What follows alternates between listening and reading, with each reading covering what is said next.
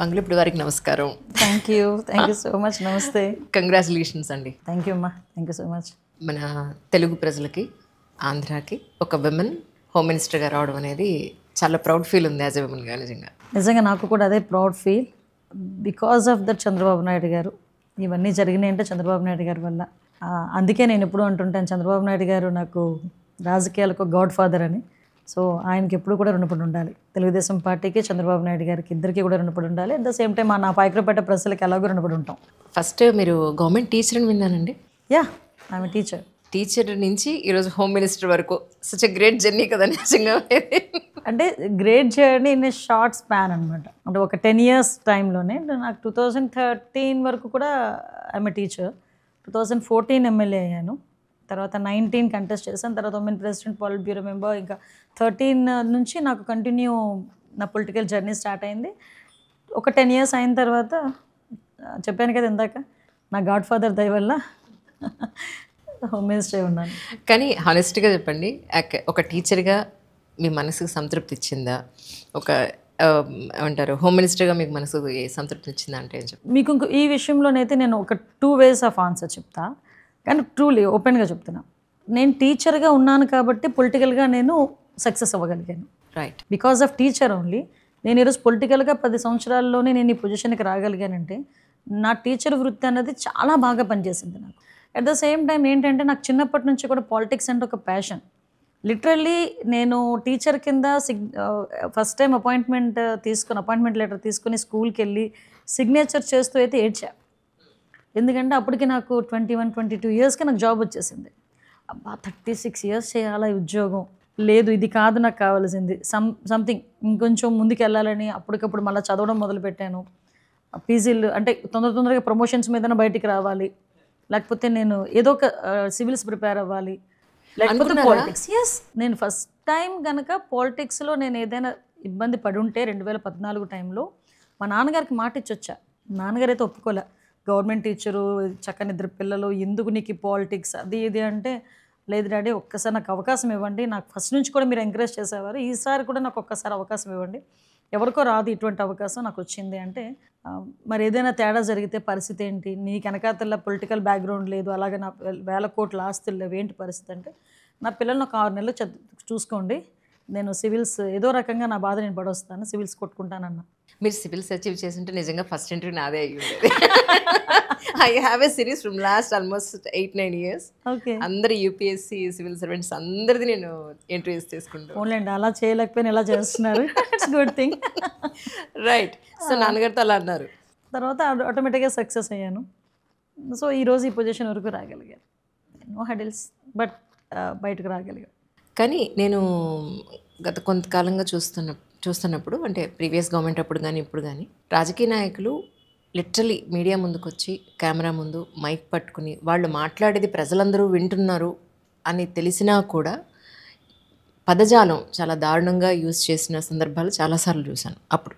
But ఇప్పుడు చాలా మీరంతా కూడా వెల్ ఎడ్యుకేటెడ్స్, చాలా ఏమంటారు ఎలిగెంట్గా, ఎక్కడా కూడా భాషాపరంగా ప్రజలందరూ వింటున్నాను, చాలా కామన్ డీసెంట్గా మాట్లాడడం అనేది నేను చూస్తాను. ఈ వేరియేషన్ యాక్చువల్లీ అంటే ప్రజల్లో ఎలాంటి ఇంపాక్ట్ తీసుకొచ్చే అవకాశం ఉంది మీ ఉద్దేశ ప్రకారం? లేదండి, మీకు ఇక్కడ ఒక విషయం చెప్పాలి. నేను ఎమ్మెల్యేగా ఉండేటప్పుడు 2014-19 పీరియడ్లో అసెంబ్లీలో మాట్లాడుతున్నప్పుడు ఒక ఎమ్మెల్యే అటు నుంచి చాలా తీవ్రమైన పదజాలను మాకు వస్తుంది. మీరు అబ్జర్వ్ చేస్తుంటే లాస్ట్ టైం నేను అదే అసెంబ్లీలోని ఒక శాసనసభ్యురాలు మాటలు బట్టి నేను కూడా ఇబ్బంది పడిన సందర్భం కూడా మీకు తెలుసు, చాలా బాధపడిన సందర్భం కూడా తెలుసు. అటువంటి సిచ్యువేషన్లోనే నోటుకొచ్చిన చంద్రబాబు నాయుడు గారిని నోటుకొచ్చినట్టు మాట్లాడుతున్నారు, ఎదుపట్టు మాట్లాడుతున్నారు. మేమందరం పడుతున్నాం, అండ్ అధికారంలో ఉండి మేము పడుతున్న టైంలో ఒక ఎమ్మెల్యే జస్ట్ ఒక క్రాస్ దాటి ఒక పదం ఉపయోగించారు. నమ్మరు లోపలికి తీసుకెళ్ళి చంద్రబాబు నాయుడు గారు ఎంత గట్టిగా వార్నింగ్ ఇచ్చారో తెలుసా. దట్ ఈస్ ద లీడర్ అండి. ఆ లీడర్షిప్ అలా ఉండాలి. ఆయన వెంటనే మమ్మల్ని పిలిచి మిమ్మల్ని కొన్ని కోట్ల మంది అబ్జర్వ్ చేస్తారు, ఎంతోమందికి అవకాశం రాదు, మీకు వచ్చింది.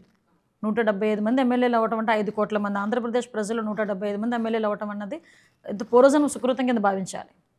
అటువంటి ఎమ్మెల్యేలు మిమ్మల్ని కొన్ని కోట్ల మంది అబ్జర్వ్ చేసేటప్పుడు మీ భాష, మీ బాడీ లాంగ్వేజ్, మీ మాట తీరు ఎలా ఉండాలి, కనీసం మన నుంచనే విధానం కూడా, మన బాడీ లాంగ్వేజ్ కూడా ఎలా ఉండాలి అది అవతల వాళ్ళకి ఇన్స్పైరింగ్గా ఉండాలి తప్పించి మనల్ని చూస్తే చీ కొట్టుకునేటట్టుగా ఉండకూడదు అని ఆ రోజు చెప్పిన ఆ మాటలు ఈ రోజుకి కూడా మాకు భయం ఉంటుంది, గౌరవం ఉంటుంది.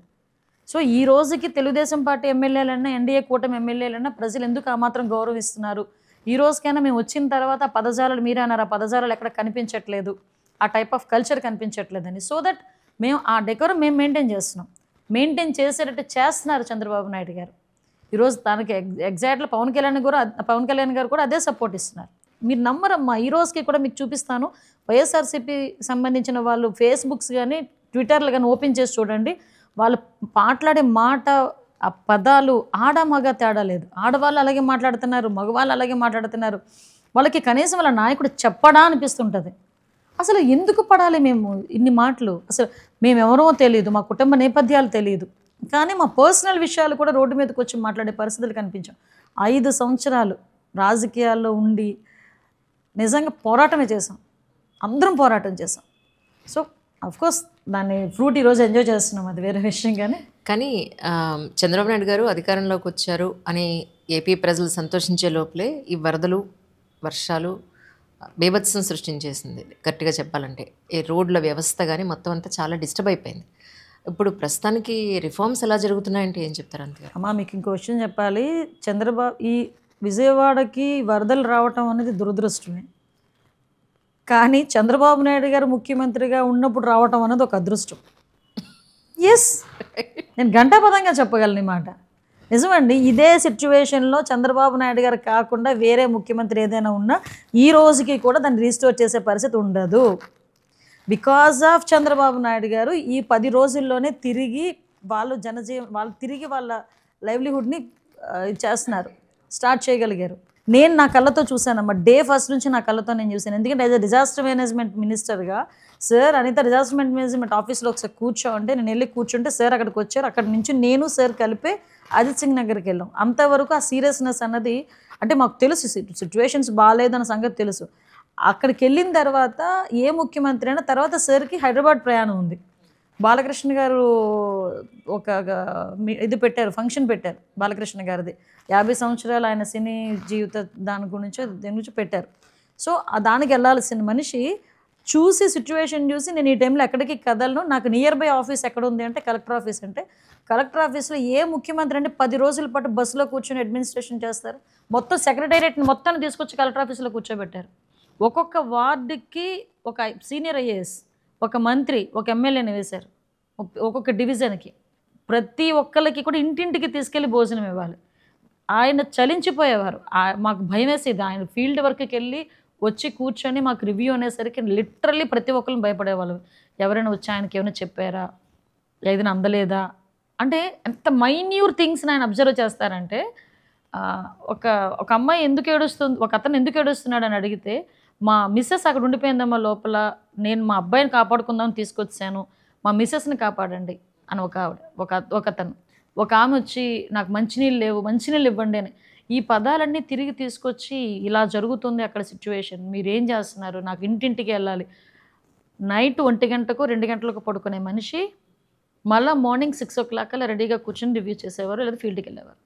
అందుకే అన్నాను ఇందాక మాట, విజయవాడ వరదలు రావడం దురదృష్టమే, కానీ ఆ టైంలో చంద్రబాబు నాయుడు గారు ముఖ్యమంత్రిగా ఉండడం అదృష్టం. ఈ రోజుకి ఏ గవర్నమెంట్ ఇవ్వని ప్యాకేజ్ ఈరోజు అనౌన్స్ చేశారు నిన్ననే సార్. అంటే వాళ్ళకి తిరిగి మేము ఒక వరదల్లో పడి మేము బయటకు వచ్చేమన్న ఫీల్ కూడా ఉండదు వాళ్ళకి. డెఫినెట్లీ ప్రజలందరూ కూడా హ్యాపీగా ఉన్నారు. నేను ఒక్కొక్కసారి చెప్తుంటా చంద్రబాబు నాయుడు గారి గురించి, నేను ఏకలవ్య శిష్యురాలే చంద్రబాబు నాయుడు గారికి. ఆయన చూస్తూ నేర్చుకున్నాం, ఈ 10 సంవత్సరాలు ఆయన చూస్తూనే నేర్చుకున్నాం ఎలా చేయాలి వర్క్ అనేది. సో మేము కూడా ఎంజాయ్ చేస్తాం, వర్క్ని ఎంజాయ్ చేస్తాం. అవును, ఇందాకనే అంటున్నారు 10ంటికి బయటకు వచ్చానంటే ఇంకొక గంటలో 12 గంటలు మీరు బయటకు వచ్చారు. యాక్చువల్లీ నెక్స్ట్ కూడా ఇంకా మీటింగ్ ఉందన్నారంటే, కానీ కష్టం కదండి యాజ్ ఎ మదర్ మీకు? నా అదృష్టం, నా పిల్లలు నాకు సహకరిస్తారు, నిజంగా నా అదృష్టం అది. ఒక సింగిల్ పేరెంట్గా నేను నా పిల్లలు ప్రతి ఆస్పెక్ట్లోని కూడా ఈ 10 years వాళ్ళు నన్ను అంతా సపోర్ట్ చేయబట్టే. ఎక్కడికైనా వెళ్తున్నాను అన్న జాగ్రత్తగా అంటారు అంతే. ఏ రోజు నన్ను ఇబ్బంది పెట్టిన పరిస్థితి కూడా రాలే. వాళ్ళకి ఎందుకో చంద్రబాబు నాయుడు గారు అన్నా కూడా అంతే అభిమానం వాళ్ళకి కూడా. పవన్ కళ్యాణ్ గారు అంటే ఆటోమేటిక్గా ఉంటుంది కదా ఇష్టం. సో వాళ్ళు నాకు సహకరించబట్టే నేను ఈ రోజు వరకు ఇలా నేను ఇంత పర్ఫెక్ట్గా వర్క్ చేసుకోగలుగుతున్నా. అది నా అదృష్టం. అంటే అవుట్ ఆఫ్ మై క్యూరియాసిటీ సరదాగా అడగడం ఈ క్వశ్చన్. అంటే యాజ్ ఏ మదర్ పొద్దున్న లేస్తే వాళ్ళకి ఏదో వండి పెట్టాలని ఉంటుంది కదా మనకి, ఏం తింటున్నారో లేదో ఎలా ఉంటున్నారో అని.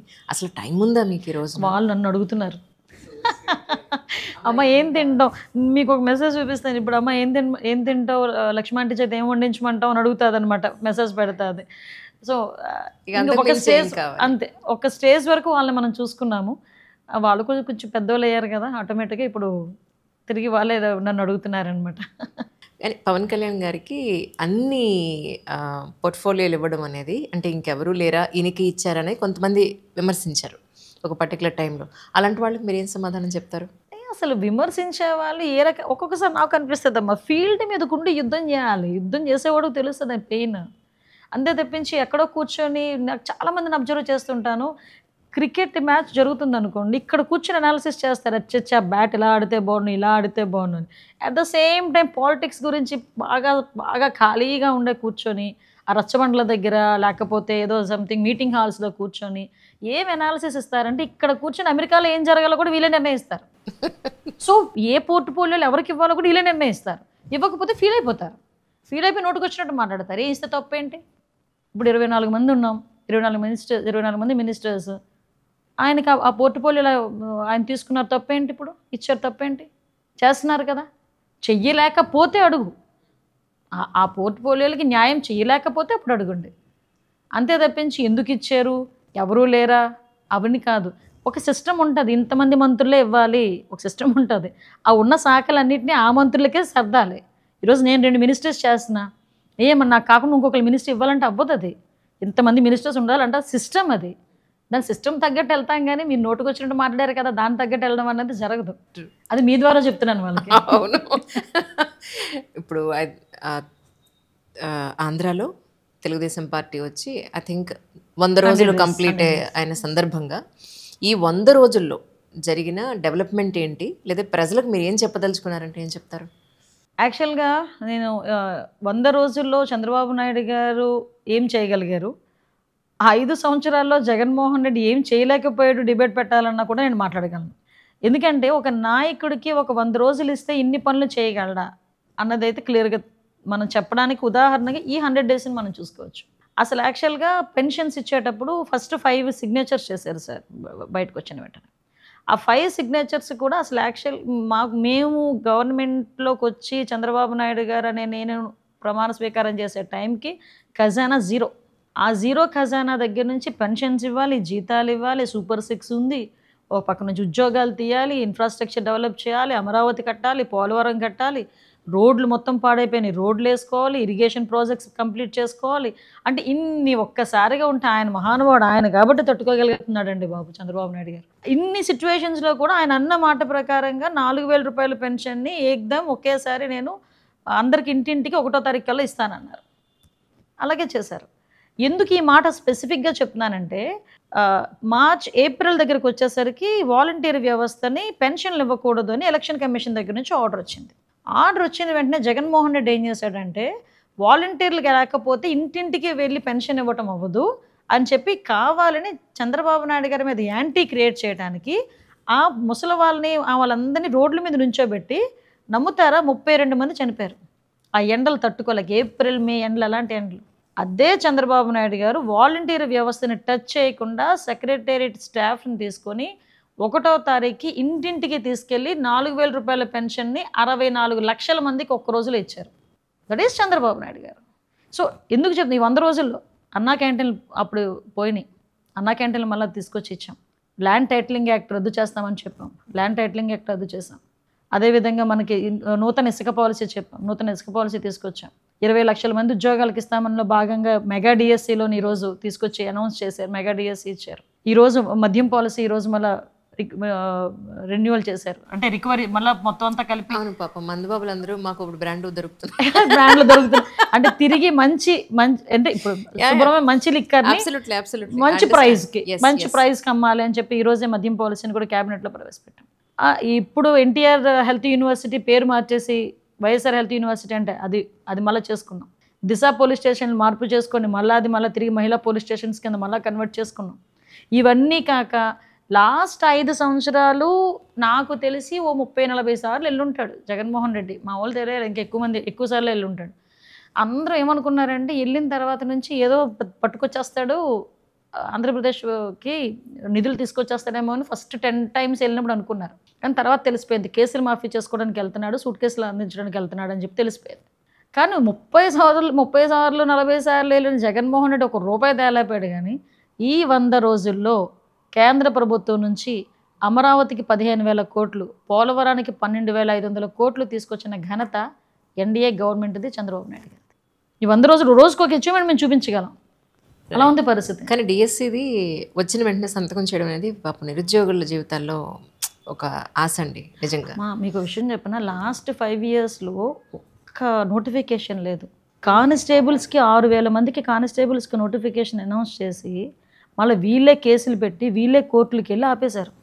ఇప్పటికీ వాళ్ళు తిరుగుతున్నారు మా చుట్టూ. అంటే ఒక్క జాబ్ను కూడా, అంటే వాలంటీర్ జాబుల్ని చెప్పి చూపించుకునే పరిస్థితి వచ్చింది. అంటే బీటెక్ చేసేవాడు, ఎంటెక్ చేసేవాడు కూడా 5,000 మందికి వాళ్ళ దగ్గర పని చేయాల్సిందే. అది వాళ్ళ పరిస్థితి. కానీ చంద్రబాబు నాయుడు గారి ఆలోచన ఎలా ఉంటుందంటే నెలకి మినిమం ఒక 50,000 నుంచి ₹1,00,000 ఎలా సంపాదించాలన్నది క్రియేట్ చేసే మనిషి చంద్రబాబు నాయుడు గారు.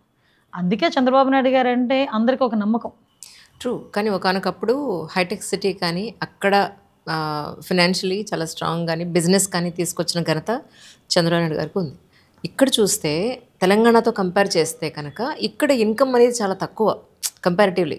ఇప్పుడు మొత్తం అంతా కూడా ఖజానా ఖాళీ ఉంది, అప్పులు కుప్పలై ఉన్నాయి అన్న దీంట్లో ఇప్పుడు ఈ వరదల దాంట్లో ఎలా మేనేజ్ చేస్తున్నారు యాజ్ ఏ హోమ్ మినిస్టర్గా? అంటే యాక్చువల్గా వరదల విషయంలో కాంపెన్సేషన్స్ అనౌన్స్ చేసేటప్పుడు మేమందరం అడిగాం group of ministries, sir burden మరీ ఎక్కువగా ఉంటుంది అంటే ఒకటే మాట అన్నారండి ఆయన, అయితే అవుతుంది, మనం కష్టపడదాం, వాళ్ళకి ఈ టైంలో మనం సహాయం చేయకపోతే ఇంకెవరు చేస్తారు, మనం చేయకపోతే ఇంకెవరు చేస్తారు, వాళ్ళకి రిలీఫ్ కావాలి, వాళ్ళు ఆ షాక్ నుంచి బయటికి రావాలి, సో అదేదో మనం కష్టపడదాం అని చెప్తూనే ఈ రిలీఫ్ ఫండ్కి యాక్చువల్గా సీఎం రిలీఫ్ ఫండ్కి ఎంతమంది బయటకు వచ్చి వాళ్ళ తాలూకా అంటే అభిమానాన్ని కానీ వాళ్ళ తాలూకా సహాయ సహకారాలు కానీ అందిస్తున్నారో మీరు చూసారా?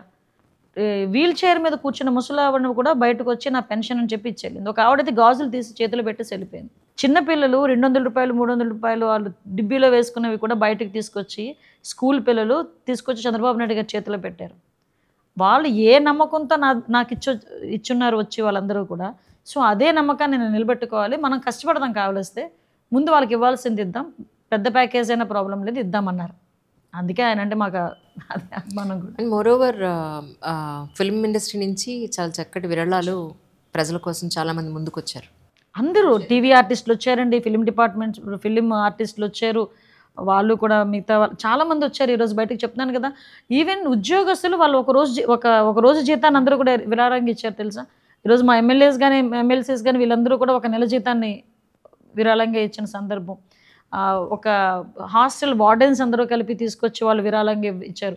అంటే ఎవరికి తగ్గట్టు వాళ్ళు ఎంతో కొంత తీసుకొచ్చి వాళ్ళకి ఇచ్చే సహాయంలో మా పాత్ర కూడా ఉండాలి అని ఒకే ఒక కాన్సెప్ట్తో చంద్రబాబు నాయుడు గారి చేతిలో పెట్టారండి. అది తీసుకొచ్చి ఎంత నమ్మకం లేకపోతే ఆయన చేతిలో తీసుకొచ్చి పెడతారండి. అమరావతి పరిస్థితి ఏంటండి? ఇది మన రాజధాని అని ఎప్పటికన్నా ఒక నోటిఫికేషన్ ఇదే మన రాజధాని ఒక పోస్ట్ ఏం లేదు. మేము చంద్రబాబు నాయుడు గారు ఎప్పుడైతే ముఖ్యమంత్రి చంద్రబాబు నాయుడు గారు అని నేను అనే ఒక వాయిస్ వచ్చిందో ఆ రోజు ఏదో అంటారు కదా, అమరావతి ఊపిరి తీసుకుంది. సో నో ఇష్యూ, అమరావతికి వచ్చింది ఏమి లేదు. ఇక్కడ ఆంధ్రప్రదేశ్ రాజధాని అమరావతి. 5 సంవత్సరాలు ఏదో చేద్దామని నరకం చూపించాడు. కానీ అక్కడ ఉన్న మహిళా రైతులు కానీ, అమరావతి ప్రజలు కానీ, రాష్ట్రంలో ఉన్న ప్రజలు కానీ, ఎక్కడైతే విశాఖపట్నాన్ని రాజధానిగా చేస్తానని చెప్పిన ఆ విశాఖపట్నం ప్రజలు కూడా మాకు అమరావతి రాజధానిగా కావాలి అని మాట్లాడే సందర్భం. చంద్రబాబు నాయుడు గారు ముఖ్యమంత్రి అయిన తర్వాత ఫస్ట్ టైం సెక్రటేరియట్కి వెళ్ళినప్పుడు అమరావతి ప్రజలు ఇచ్చిన ట్రీట్ చంద్రబాబు నాయుడు గారికి, దారి పొడుగున పూల మీద తీసుకెళ్లారు, లిటరలీ పూల మీద తీసుకెళ్లారు ఆయన. అంతకుమించి ఇంకేం కావాలి, అందుకే ఆయన అమరావతి ఊపిరి తీసుకుంటున్నాను. రైట్. ఏపీ నుంచి ఒక ఆవిడ, ఒక బ్రాహ్మణ ఆవిడ, ఆల్మోస్ట్ ఒక 60 ఏళ్ళు ఉన్నాయి ఆవిడకి. ఆవిడ ఫోన్ చేశారు, తరతరాలుగా ఉన్న ఆస్తులు ల్యాండ్లు ప్రీవియస్ గవర్నమెంట్ వాళ్ళు మమ్మల్ని చాలా ఇబ్బంది పెట్టి చాలా వరకు వాళ్ళు కబ్జా తీసేసుకున్నారు అంజలి, మాకు ఇక్కడ గవర్నమెంట్లో మాకు ఎవరు తెలీదు, మా ల్యాండ్లు కొంచెం మాకు ఇప్పించగలుగుతావా అని. సో ఆ పాయింట్లో అలాంటి వాళ్ళకి మీరు ఏం భరోసా ఇస్తారు? యాక్చువల్గా ఇలాంటి వాళ్ళు మీ వరకు వచ్చింది ఒకటే కేసు అమ్మ. మా వరకు వచ్చింది కొన్ని. చంద్రబాబు నాయుడు గారి వరకు వెళ్ళింది కొన్ని వేలు లక్షల కేసులు ఉన్నాయి. ఎందుకంటే వైజాగ్ లాంటి సిటీస్లో ఒక 100 గజాల స్థలం ఉందంటే దాన్ని కాపాడుకోవడానికి ఒక మనిషిని అక్కడ పెట్టుకునే పరిస్థితులు. ఎప్పుడు ల్యాండ్ 22ఏలోకి వెళ్ళిపోతుందో తెలియదు. ఇప్పుడు మీ ల్యాండ్ మీరు అమ్మనన్నారనుకోండి, వెంటనే నేనేం చేస్తానంటే ఆ లోకల్లో ఉన్న డిపార్ట్మెంట్ వాళ్ళతో మాట్లాడి 22ఏలో పెట్టించేస్తా. మీరు ఆటోమేటిక్గా మా దగ్గరకు వస్తారు. 22ఏలో పెట్టిందంటే పలానా వాళ్ళతో మాట్లాడుకోమని చెప్తారు. సో మీకు అక్కడ ఒక 10 రూపీస్ అది ఉన్నదాన్ని నేను 1 రూపీకి అడుగుతా, మీరు ఇవ్వాలి వచ్చినట్టు, లేకపోతే మీకు అబ్జర్వ్ చేస్తాను. అలా ఉంటుంది పరిస్థితి. అలా చేసిన సందర్భంలో ఇలాగ చాలామంది ఉన్నారనే రెవెన్యూ మినిస్టర్ గారు మన అనగాని సత్యప్రసాద్ గారుకి చంద్రబాబు నాయుడు గారు ఆదేశాలు ఇచ్చారు. ఏమని, ఇలాంటి సిచ్యువేషన్స్ ఉన్నాయి, ఒక 1 మంత్ డ్రైవ్ పెట్టండి. ఎవరెవరైతే వాళ్ళ భూములు కోల్పోయారో వాళ్ళందరినీ వచ్చి రిజిస్టర్ చేసుకుంటే వాళ్ళందరికీ ఎస్ ప్లీజ్ మా తప్పకుండా మీరు నాకు ఇవ్వండి, నేను ఇమీడియట్గా మినిస్టర్ గారికి ఇస్తాను. అక్కడ వాళ్ళకి ఏమైనా పోలీస్ పరంగా వాళ్ళకి ఏదైనా సపోర్ట్ కావాలంటే నేను చేస్తాను, రెవెన్యూ పరంగా సపోర్ట్ కావాలంటే మంత్రి గారు ఉన్నారు, సీఎం గారి దృష్టి కూడా తీసుకెళ్తాను డెఫినెట్గా. ఈ కార్యక్రమం ఆల్రెడీ శ్రీకారం చుట్టారు.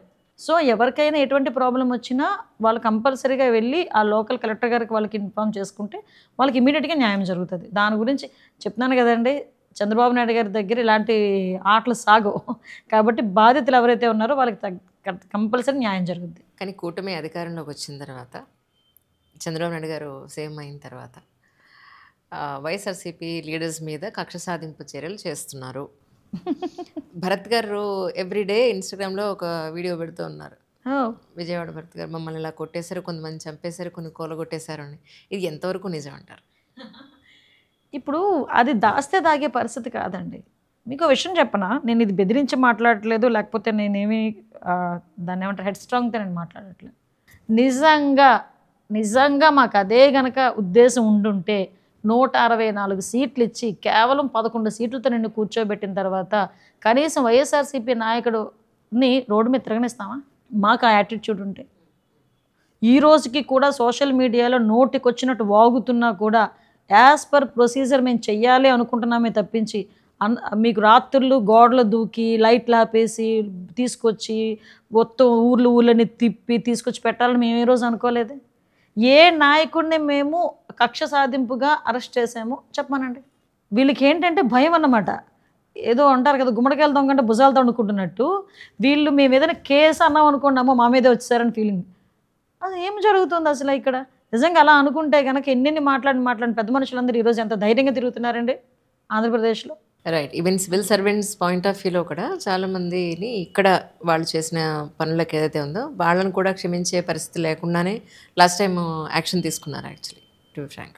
నేను సివిల్ సర్వీసెస్ వాళ్ళకి అవనియండి, జనరల్గా ఉన్న ఉద్యోగస్తులకైనా మీకు రాజకీయాలు ఎందుకబ్బా, మేము 5 సంవత్సరాలు ఉండేవాళ్ళని, మీరు 30 సంవత్సరాలు ఉండేవాళ్ళు. మీరు మా మాట పట్టుకొని మీకు నచ్చినట్టు ఏదో సభాష్ అంటాడు, అవతలోడు కూర్చోబెడతాడు, పక్కన కూర్చోబెడతాడు, కాఫీ ఇస్తాడు, లేకపోతే సభాష్ అంటాడని ఆలోచించుకొని మీరు చెయ్యరాని పనులు చేస్తే ఏమవుతుంది? ఈరోజు హెడ్ మాస్టర్ అమ్మాయిగా టీచర్గా కరెక్ట్ చెప్పారు. అంతే కదా. అవును అవును. నేను అదే అంట, ఏ అధికారులందరికీ ఒకటే మాట, మీకు ఎందుకు రాజకీయాలు? మళ్ళీ చెప్తున్నా, నువ్వు నిజంగా రాజకీయాలు చేద్దాం అనుకుంటున్నావా, ఆ డ్రెస్ వదిలేసి కథర చొక్క వేసుకో. అవును, ఇప్పుడు యూపీఎస్సీ వాళ్ళు చాలామంది రాజకీయాల్లోకి వస్తున్నారు కదా డ్రెస్ వదిలేసి. అదే డ్రెస్ వదిలేసి రండి, వచ్చి కూర్చోండి, కథర చొక్క వేసుకుంటే ఫేస్ టు ఫేస్ తేల్చేసుకోవచ్చు. 100 రోజుల్లో హోమ్ మినిస్టర్ గారు వారి మార్క్ ఏమన్నా చూపించుకునే అవకాశం దొరికిందా? 100 డేస్లో నా మార్క్ అంటే డెఫినెట్గా చూపించాలి. ఎందుకంటే ఫస్ట్ నుంచి కూడా హోమ్ డిపార్ట్మెంట్ మీద, డిజాస్టర్ మేనేజ్మెంట్, ఈ 2 ఇష్యూస్ మీద కూడా నేర్చుకోవాలి. ఫస్ట్ వాట్ ఈజ్ వాట్ అనేది నేర్చుకోవాలి. నెక్స్ట్ చాలామంది ఇప్పుడు ఇందాక మీతో మాట్లాడినట్టుగా జనాల ఎక్స్పెక్టేషన్ కూడా చాలా ఎక్కువగా ఉంది. సో దానికి తగ్గట్టుగా నేను వర్క్ చేయాలి. కాబట్టి అట్ ద సేమ్ టైం అక్కడ ఉన్న పోలీస్ డిపార్ట్మెంట్ వాళ్ళ కష్టాలు ఆ వాటి గురించి కూడా ఆలోచించాలి. బోత్ ఈ రెండింటి మీద కూడా మ్యాక్సిమం అందరితోని కూడా ఎస్పీస్ అందరితోని కూడా రివ్యూస్ పెట్టుకున్నాం. డీజీపీ ఆఫీస్లో కూర్చొని అన్ని విషయాలు మాట్లాడుకున్నాం. ఫైర్ డిపార్ట్మెంట్ వాళ్ళతోని, ప్రెజెంట్ డిపార్ట్మెంట్ వాళ్ళతోని అందరితోని కూడా కోఆర్డినేట్ చేసుకొని వాళ్ళ ముందు అసలు నా కాన్సెప్ట్ ఎలా ఉంటుందంటే వాళ్ళని ఒక సేఫ్ జోన్లో, కంఫర్ట్ జోన్లో పెట్టి వాళ్ళతో పని చేయించుకోవడం అన్నది ఒక వే. అంతే తప్పించి వాళ్ళకే జీతాలు లేక, వాళ్ళకే టీఏడిఏలు లేక, మనం వాళ్ళకి కనీసం ఫెసిలిటీస్ ఇవ్వకుండా వాళ్ళని పని చేయండి అంటే వాళ్ళు కూడా చేయలేరు. లాస్ట్ 5 years నాకు ఈ 3 నెలల అనుభవంలో పోలీసు వ్యవస్థని నిర్వీర్యం చేసి పడేశారు. ఒక లా అండ్ ఆర్డర్ని మనం కంట్రోల్ చేయాలని కానీ, ఒక ట్రాఫిక్ని కంట్రోల్ చేయాలని కానీ, లేకపోతే ఈ గాంజాని కొంచెం కంట్రోల్ చేయాలని కానీ, డ్రగ్స్ని కంట్రోల్ చేయాలని కానీ వీటి మీద పరిస్థితి లేదు. సో అలాంటి సిచ్యువేషన్ నుంచి మళ్ళా తిరిగి అరే నాయన నువ్వు పోలీసు, నువ్వు వేసుకున్నది కాకి చొక్కా, నీ డ్యూటీస్ ఇవి, మీరు పరిగెట్టాలి అనే పరిస్థితికి మేము మళ్ళీ గుర్తు చేయాల్సిన పరిస్థితి వచ్చింది. సో దట్ అది అక్కడ నుంచి మేము మొదలు పెట్టామండి. పోలీస్ వెల్ఫేర్ గురించి ఆలోచించుకొని గాంజా కొంచెం కంట్రోల్ చేయాలని దాని మీద కూడా కొంచెం గట్టిగానే పెట్టుకున్నాం. చంద్రబాబు నాయుడు గారు కూడా దాని మీద ఆటోమేటిక్గా నార్కోటిక్ టాస్క్ ఫోర్స్ అని చెప్పేసి ఇప్పుడు రీసెంట్గా ఒకటి ఏర్పాటు చేస్తున్నాం. సో ఇవన్నీ కూడా చేస్తూ డిజాస్టర్ మేనేజ్మెంట్లో కూడా మొన్న చంద్రబాబు నాయుడు గారు ఇచ్చిన గైడెన్స్, మొన్న విపత్తులు ఏదైతే వచ్చినాయో, మనకి ఫ్లడ్స్ ఏవైతే వచ్చినాయో ఆ ఫ్లడ్స్లోని ఆయన చేసిన పని, ఇవన్నీ కూడా నాకు ఒక లెర్నింగ్ పొజిషన్ అనమాట. ఇప్పుడు great experience. So great experience. Next ఎటువంటివి రాకూడదు, ఏ విపత్తులు రాకూడదు, ఏ విపత్తు వచ్చినా ఎలాగ మేము పని చేయాలి అన్నదైతే మాకు ఒక మేము మెంటల్గా రెడీ అయిపోయాం. ఎస్ ఇలా చేయాలి అని చెప్పి రెడీ అయిపోయాం. రైట్. కానీ లాస్ట్ టైం శ్రీభరత్ గారు వైజాగ్లో మాట్లాడినప్పుడు ఇక్కడ డ్రగ్స్ స్మగ్లింగ్, గాంజా అనేది చాలా ఎక్కువైపోయింది అంజలి అని అన్నారు. ఇప్పుడు దాని మీద ఏమైనా మీకు కొద్ది గొప్ప కంట్రోల్ చేయగలిగే అవకాశం దొరికిందండి? లేదమ్మా, చెయ్యాలి. ఎందుకంటే లాస్ట్ 5 years ఏమైందంటే సెబ్ అని చెప్పి ఒకటి ఏర్పాటు చేసి కంప్లీట్గా ఎక్సైజ్ డిపార్ట్మెంట్ ఎక్కువగా ఇంతకుముందు గాంజా అనే మొత్తం అంతా ఎక్సైజ్ డిపార్ట్మెంట్ చూసుకునేది. పోలీసు ఎక్సైజ్ డిపార్ట్మెంట్ రెండు చూసుకునేవి. కనీసం గాంజా తోటలు తగలబెట్టడం అనో, గాంజా చేసిన వాళ్ళని కేసులు పెట్టడం అని ఇవన్నీ కూడా జరిగేవి. సెబ్ అనేది ఏర్పాటు చేసిన తర్వాత 2 years కంప్లీట్గా గాంజా మీద వాళ్ళు వెళ్ళలే. ఎక్సైజ్ డిపార్ట్మెంట్లో కొంతమందిని వీళ్ళు సెబ్ అని చెప్పి తీసుకొని వీళ్ళు దేనికి చేశారంటే లిక్కర్ శాండ్కి కాపలా పెట్టారు. లిటరల్లీ చెప్తున్నాను నేను ఈరోజు. అంటే లిక్కర్ బయట నుంచి ఏ లిక్కరు రాకుండా లోకల్ లిక్కరే తాగాలి అని ప్రోత్సహించడానికి, బయట లిక్కర్ రాకుండా చేయడానికి సెబ్ను ఉపయోగించుకున్నారు. ఇసుక వీళ్ళు మాఫియా చేయడానికి సెబ్ను ఉపయోగించుకున్నారు. సో అలా అందువల్ల మొన్న రీసెంట్గా సెబ్ను కూడా మేము క్యాన్సిల్ చేసాం. ఇప్పుడు నార్కోటిక్ టాస్క్ ఫోర్స్ అని చెప్పి గాంజా మీద, డ్రగ్స్ మీద ఒక స్పెషల్ డ్రైవ్ కూడా పెట్టి, నమ్ముతారా సాక్షాత్తు చంద్రబాబు నాయుడు గారే గాంజా మీద అవేర్నెస్కి ఒక ప్రోగ్రామ్కి నేను కూడా అటెండ్ అవుతాను అన్నారు. అంటే ఎక్కడో కొండల్లో ఉండాల్సిన గాంజా ఈరోజు స్కూల్ పిల్లల బ్యాగుల్లోకి వెళ్ళింది. సో మనం ఎంత మేరకు దాన్ని కంట్రోల్ మనం చేయాలో ఒకసారి ఆలోచించాలి.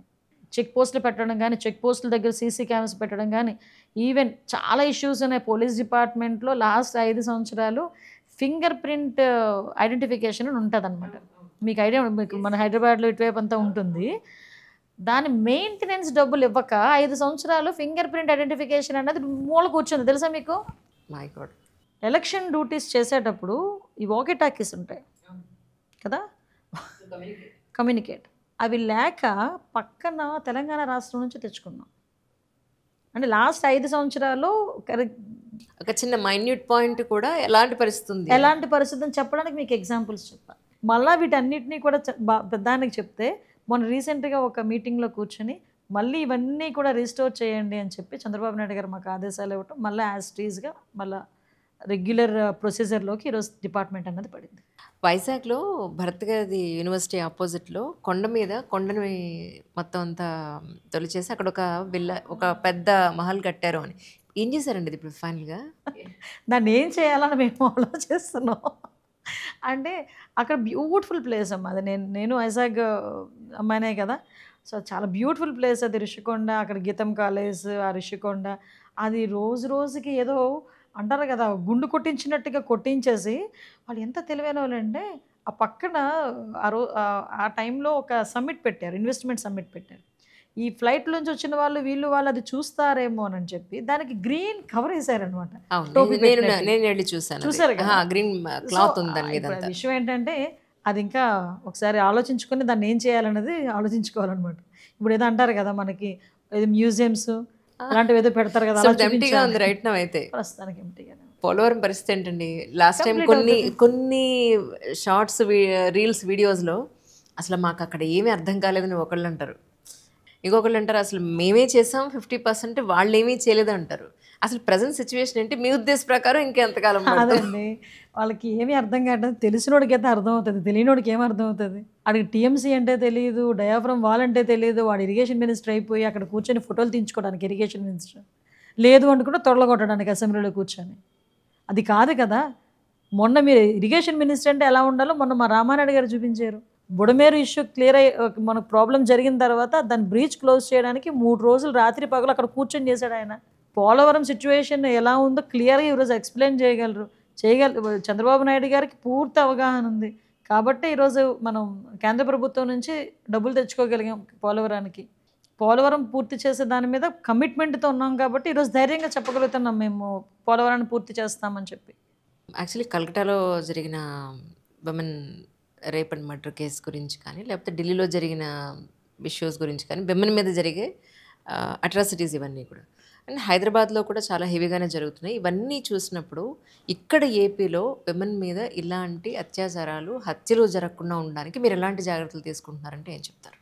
యాక్చువల్గా ఉమెన్ అబ్యూజింగ్స్ విషయంలో ఫస్ట్ థింగ్ ఏంటంటే, నేను ఫస్ట్ నుంచి చాలామంది అన్నారు, అనిత ఎందుకు గాంజా అని పట్టుకుంటున్నావు, చాలా ఇష్యూస్ ఉన్నాయి కదా, వాటి మీద నువ్వు కాన్సన్ట్రేట్ చేయాలి కదా, ముందు ఎందుకు గాంజా మీదకి వెళ్ళావని. ఇన్ని క్రైమ్కి కారణం గాంజా డ్రగ్స్. ఒక అమ్మాయిని రేప్ చేసి చంపేశాడు, మేము ఎంక్వైరీ చేస్తే వాడు గాంజా మత్తులో ఉన్నాడు, లేకపోతే డ్రగ్ మత్తులో ఉన్నాడు. ఒక చిన్న పిల్ల మీద అబ్యూస్ ఏంటంటే వాడు మత్తులో ఉన్నాడు. చంటి పిల్లల మీద కూడా అత్యాచారాలు జరుగుతున్నాయి, ఏంటి ప్రాబ్లం, వాడు గాంజా మత్తులో ఉన్నాడు.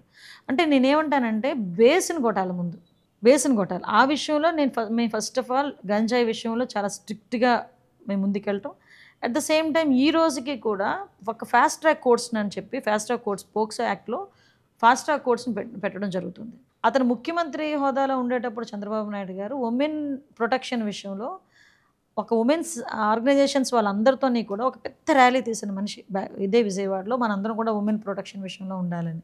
లోకేష్ గారు కరిక్యులమే మార్చాలి, ఉమెన్ మీద గౌరవం పెరగాలి. ఫస్ట్ థింగ్ ఏంటంటే స్త్రీ మీద గౌరవం పెరిగిన రోజు ఇది జరగవు.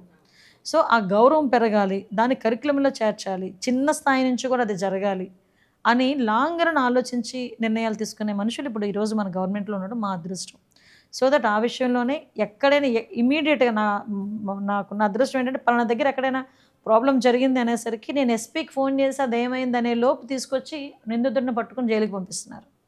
సో అంత ఫాస్ట్గా ఉన్నారు, అంత ఫాస్ట్గా ఉండేటట్టు చేసింది కూడా చంద్రబాబు నాయుడు గారే. సో ఉమెన్ ప్రొటెక్షన్ విషయంలో ఎక్కడ కూడా కాంప్రమైజ్ అయ్యే పరిస్థితి లేదు. వాళ్ళకి అన్ని రకాలుగా కూడా, అంటే లాస్ట్ టైం ఇది కూడా మీకు చెప్పాలి, దిశ పోలీస్ స్టేషన్ 21 రోజుల్లో ఉరి తీసేస్తాము, అలా తీసేస్తాము అని చెప్పి ప్రగల్భాలు పలిగితే నేను కూడా నిజంగా 21 రోజుల్లో సాధ్యమా అనుకున్నా. సో ఈ విషయం మీద ఫోరెన్సిక్ ల్యాబొరేటరీ ఒకటి అమరావతిలో కట్టాలని చంద్రబాబు నాయుడు గారు శంకుస్థాపన చేస్తే 21 రోజుల్లోని శిక్ష పడేటట్టు చేస్తాను దిశ చట్టం అని చెప్పి తీసుకొచ్చిన ఈ పెద్ద మనిషి అమరావతిలో ఫోరెన్సిక్ ల్యాబొరేటరీ కడుతున్నారని చెప్పి ఆపేశాడు. ఎక్కడి నుంచి తీసుకొస్తాడు ఫోరెన్సిక్ రిపోర్ట్స్, నాకు అర్థం కాదు.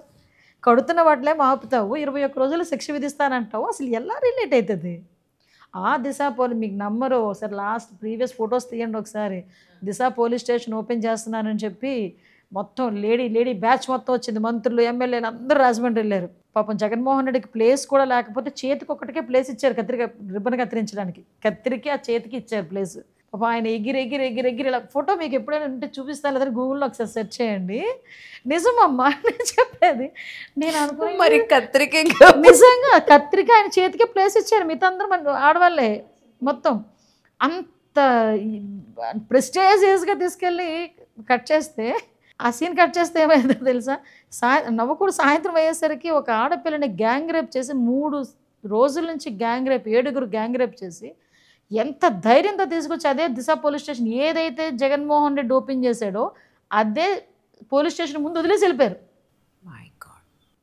అంటే అంత భయంకరమైన సిచ్యువేషన్స్ని ఫేస్ చేశారు ఆంధ్రప్రదేశ్ ప్రజలు. Now they are happy, they are secured now. కానీ ప్రకాశం బ్యారేజ్ కూల్ చేయడానికి ఒక కుట్ర జరిగింది అనేది ఒక సోషల్ మీడియాలో ఒకటి నడుస్తుందండి, ఎంతవరకు నిజమంటారు? అంటే మేమేదో రాజకీయం చేసేసాము, మేమేదో రాజకీయంగా మేము మాట్లాడేస్తున్నాము అన్నది కాదు. మీరు ఒక కామన్గా, మీరు ఒక అన్ని చూసే వ్యక్తిగా, ఒక కామన్ ఉమెన్గా మీరు ఒకసారి ఆలోచించండి. 14.4 క్యూసెక్స్ వాటర్ ఫ్లో, ప్రకాశం బ్యారేజ్ కెపాసిటీ 11.9 ప్రకాశం బ్యారేజ్ కెపాసిటీ. ఆ రోజున్న water flow 11.4 lakh cusecs water ఆ రోజు వచ్చింది. ఒక పక్క నుంచి జనాలు మునిగిపోయారు, అక్కడ ఇబ్బందులు పడుతున్నారు, ఒక పక్క నుంచి టెన్షన్. 11,90,000 క్యూసెక్ వాటర్ వస్తే పరిస్థితి ఏంటి అనేది మా టెన్షన్. సో ఈ టెన్షన్స్ మధ్యలో సడన్గా మాకు ఫోన్ వచ్చింది, ఇలాగ వచ్చి గుద్దుకున్నాయి, గుద్దుకొని మా అక్కడ కొంచెం ఆ వాల్ అది చిన్న డ్యామేజ్ అయింది, సో కొంచెం అది మనకి ఇబ్బంది అవుతుంది, అక్కడ అలా ఆగిపోయినాయి, ఏంటి పరిస్థితి అని చెప్పి ఎంక్వైరీ చేస్తే ఆ మూడిటికి కూడా వైఎస్ఆర్సీపీ కలర్స్, ఆ 3 బోట్లకి వైఎస్ఆర్సీపీ కలర్స్. 3 బోట్ల యజమాని ఒకడే వైఎస్ఆర్సీపీ నాయకుడు తాలూకా మనిషి, ఆ తలసిల రఘురాము, ఆ నందిగాం సురేష్ తాలూకా మనుషులు తాలూకా బోట్లు అవి. పరిస్థితి చూస్తే అందులో ఇసుక ఉంది. అంత పెద్ద బోటు, దగ్గర దగ్గర 40 టన్నులు ఉన్న బోటు, మీరు వాటర్ ఫ్లోలోకి వెళ్ళిపోకుండా ఉండాలంటే నైలాన్ తాడు పెట్టి కడతారా, ఇనుప గొలుసులు పెట్టి కట్టాలా? జస్ట్ ఒక నైలాన్ తాడు పెట్టి కట్టారు, పోనీ ఏదో తాడు పెట్టి కట్టారు అనుకోండి. దగ్గర దగ్గర అది అవతల ఉద్దన రాయనపాలెంలో ఉండాల్సిన ఒడ్డున ఉండాల్సిన బోట్లు ఇక్కడికి వచ్చినాయి, అదొకటి. నెక్స్ట్ ఇంకోటి ఏంటంటే అదే ఒడ్డున 200 బోట్లు పైగా ఉన్నాయి, ఇంతకన్నా తేలికైన బోట్లు కూడా చాలా ఉన్నాయి. ఏ బోట్లు కదలలే, ఈ 5 బోట్లు కదిలినాయి, అందులో ఒకటి కొట్టుకుపోయింది, ఒకటి మునిగిపోయింది. ఈ 3 బోట్లు వచ్చి కొట్టినాయి. కొట్టడం కౌంటర్ వెయిట్ దెబ్బతినింది. అది ఏదైనా చిన్న తేడా జరిగి ఆ బ్రిడ్జ్ కనుక ఏదైనా అయ్యుంటే 11.4 లక్షల క్యూసెక్ల వాటర్ కనుక బయటకు వచ్చి విజయవాడ పరిసర ప్రాంతాలు, విజయవాడ గుంటూరు మీద పడుంటే ఎన్ని వేల మంది చనిపోయేవారమ్మా. నేనేమంటానంటే, అరే మేము ఫస్ట్ నుంచి సైకో జగన్ అంటే చాలామంది మమ్మల్ని ఏదో అనేవారు. మరి ఇలాంటి పని చేస్తే సైకో జగన్ అనరా? అంత పెద్ద ఇష్యూ అసలు నాకైతే మతిపోయింది మాకు. అరే ఏమైనా జరుగుంటే ఎంతమంది ప్రాణాలు బలి తీసుకుంటావు అంటే, చంద్రబాబు నాయుడు మీద నీకు కసి ఉండొచ్చు, చంద్రబాబు నాయుడు గారి గవర్నమెంట్ మీద నీకు బాధ ఉండొచ్చు, కానీ దాన్ని నువ్వు ఇంకా ఏదైనా బెటర్ వేలో ఆలోచించాలి తప్పించి ఇంత నీచంగా ఆలోచిస్తావా? అమ్మ, ఒక్కొక్క కౌంటర్ వెయిట్ బరువు ఎంతో తెలుసా? 16 టన్నులు, 17 టన్నులు. అలాంటిది కూడా డ్యామేజ్ అయింది అక్కడ కౌంటర్ వెయిట్స్ అని. నేను నిజంగా అది కుట్రలో, అది సోషల్ మీడియాలో రావడం కాదమ్మా, అది నిజంగా జరిగింది కుట్రే. అది ఇది ప్రజలందరూ కూడా గమనించాలి. అంటే వాళ్ళు ఇన్స్టాగ్రామ్లో పెట్టింది ఏంటంటే, మేము నిజంగానే అలా చేస్తున్నట్టయితే ఆ బోట్స్ మీద మా పార్టీకి సంబంధించిన ముద్ర ఎందుకు వేసుకుంటాము అని. ఇంకొకటి అయితే అది అంతాడు, ఇంకొకరిని అడిగితే ఎందుకు ఇస్తాడండి? వాడు పార్టీ వాడు కాబట్టి ఇచ్చుకున్నాడు. పోనీ నాకు అఫ్కోర్స్ సమాధుల మీద కూడా రంగులు వేసుకునేవాళ్ళు అండి మనోడు.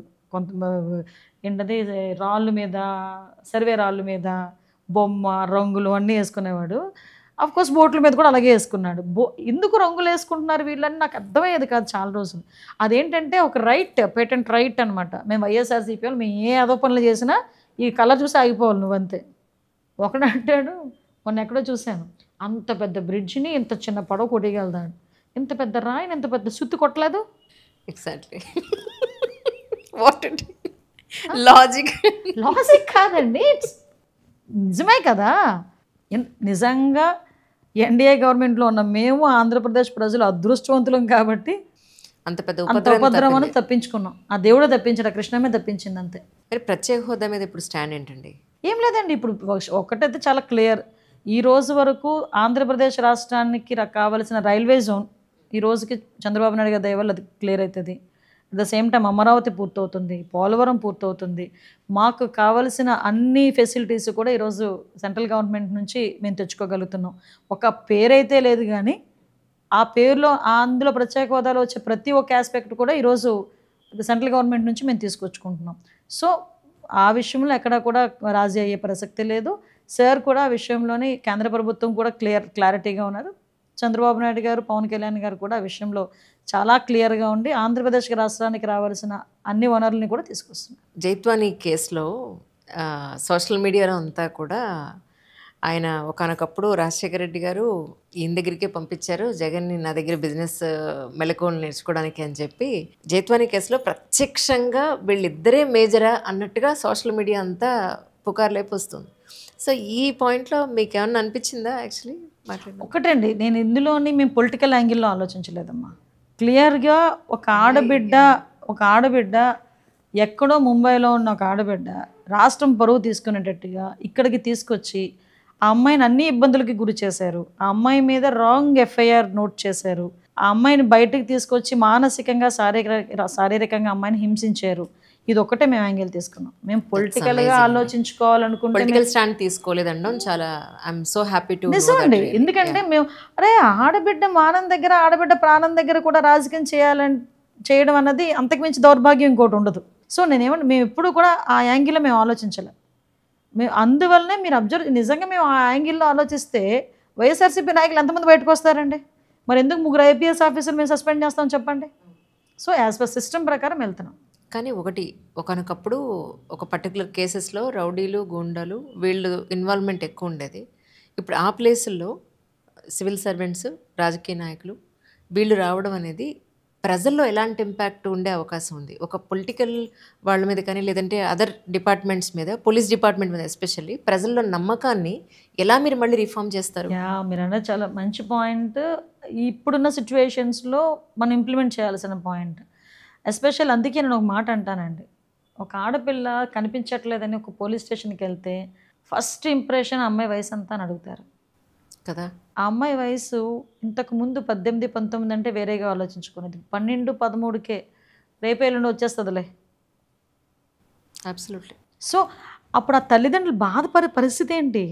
ఆ తల్లిదండ్రులు ఒక అమ్మాయి మా అమ్మాయిని కనిపించట్లేదని బాధపడి వెళ్తే వాళ్ళు ఈ రకంగా కించపరిచి మాట్లాడుతున్నారే అన్న బాధ. నేను అందుకే డే ఫస్ట్ చెప్పాను, ఫ్రెండ్లీ పోలీసింగ్ ఉండాలి. ఫ్రెండ్లీ పోలీసింగ్ కూడా ఎలా ఉండాలి అంటే కనీసం బాధతో వచ్చిన వాళ్ళ మాట వినండి. 50% అక్కడే వాళ్ళకి బాధ తగ్గిపోతుంది. సో ఆ రకంగా మేము సిస్టమ్ని క్రియేట్ చేస్తున్నాం. యాజ్ ఆఫ్ నౌ అటువంటి కంప్లైంట్స్ అంటే అడ్వర్స్ కంప్లైంట్స్ ఏమీ లేవు. యాస్టీస్గా ఇప్పుడున్న అందరూ కూడా చాలా యంగ్స్టర్స్ అండ్ ఎస్పీస్ అందరూ కూడా చాలా యంగ్స్టర్స్ పనిచేస్తున్నారు. అందరూ కూడా పర్ఫెక్ట్గా వర్క్ చేసుకుంటున్నారు. కానీ ఇప్పుడు మొన్న న్యాచురల్ కెలామిటీ తర్వాత ఈ వర్షాలు వీటి తర్వాత రోడ్స్ అన్నీ ఇప్పుడు మళ్ళీ నార్మల్ అంతా సెట్ అయిందండి? అంటే యాక్చువల్గా మనకి సెట్ అవుతాయండి ఇప్పుడు. ఎందుకంటే లాస్ట్ చెప్తున్నాను కదా, ఈ న్యాచురల్ కెలామిటీ తర్వాత కాదు, మనకి 19 to 24 వచ్చిన పెద్ద ఉపద్రవం ఉంది కదా, దాని ప్రభావం ఇవన్నీ రోడ్లు కొట్టుకుపోవడం, రోడ్లు లేకపోవడం, ట్రైన్స్ లేకపోవడం, ఆ ఉపద్రవం దగ్గర ఈ ఉపద్రవం ఎంత. కానీ అప్పుడు వాళ్ళు 5 సంవత్సరాలు చేయలేని పనులు, ఆ రోడ్లు దుస్థితి ఇవన్నీ కూడా ఈరోజు మళ్ళీ తిరిగి రిపేర్స్కి ముందు ఇమీడియట్గా రిపేర్స్ చేయాలి అని సార్ కూడా డబ్బులు శాంక్షన్ చేయడం జరిగింది. నెక్స్ట్ ఇంకోటి ఏంటంటే మినిమం రోడ్స్ అవన్నీ కూడా సార్ ఇనిషియేషన్ తీసుకొని ఎక్కడ కూడా ప్రజలకు ఇబ్బంది లేకుండా చేసుకుంటారండి. మనం అనుకున్నట్టు మీరు వచ్చి కరెక్ట్గా 10-12 గంటలు దాటిపోయింది అడుగు బయట పెట్టి. But thank you so much for your time అండి. Thank you. మీరు చాలా ఓపిక్గా. My pleasure. అంటే యాక్చువల్గా పొలిటికల్ ఇంటర్వ్యూస్ చేయటం అనేది అంటే నేను మిమ్మల్ని చూస్తుంటాను, మీరు చాలామంది ఇంటర్వ్యూ చేస్తుంటారు, కానీ పొలిటికల్ ఇంటర్వ్యూస్ అనేది కొంచెం కష్టమే కదా, ఎందుకంటే మేము చెప్పేదంతా వినాలి కదా మీరు. సో దట్ అందుకో చెప్తున్నా. Thank you so much. Thank you so much.